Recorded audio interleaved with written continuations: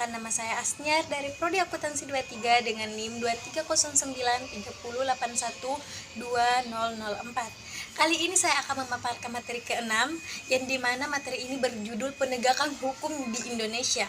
Penegakan hukum adalah suatu usaha untuk menanggulangi kejahatan secara rasional, memenuhi rasa keadilan dan berdaya guna dalam rangka menanggulangi kejahatan terhadap berbagai sarana sebagai reaksi yang dapat diberikan kepada pelaku kejahatan berupa sarana pidana maupun non-hukum pidana yang dapat diintegrasikan satu dengan yang lain.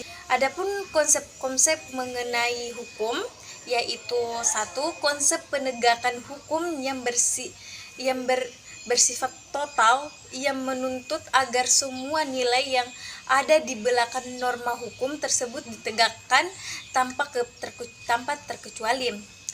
Dua, konsep penegakan hukum yang bersifat penuh yang menyadari bahwa konsep total perlu dibatasi dengan hukum acara dan sebagainya demi perlindungan kepentingan individu. Tiga, konsep penegakan hukum aktual yang muncul setelah diyakini adanya diskreksi dalam penegakan hukum karena keterbatasan baik yang berkaitan dengan sarana prasarana, kualitas sumber daya manusia, kualitas perundang-undangan, dan kekurangannya partisipasi masyarakat.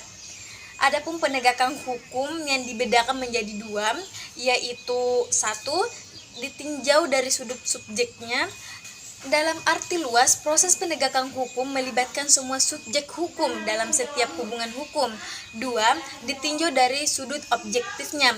Dalam arti luas, penegakan hukum yang bercangkupan pada nilai-nilai keadilan yang di dalamnya terkandung bunyi aturan formal maupun nilai-nilai keadilan yang ada di dalam masyarakat, bermasyarakat.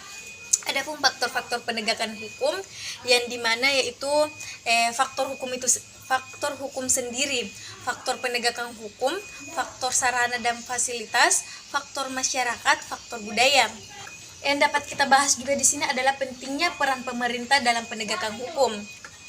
Pemerintah bertanggung jawab penuh untuk mengelola wilayah dan rakyatnya untuk mencapai tujuan bernegara. Tidak hanya tanggung jawab, pemerintah pun punya kepentingan langsung untuk menciptakan kondisi yang kondusif dalam menjelaskan pemerintahannya. Sama sekali tidak ada kelupaan adanya dua institusi penegakan hukum lainnya yang berada di bawah lembaga eksekutif, yaitu kepolisian dan kejaksaan.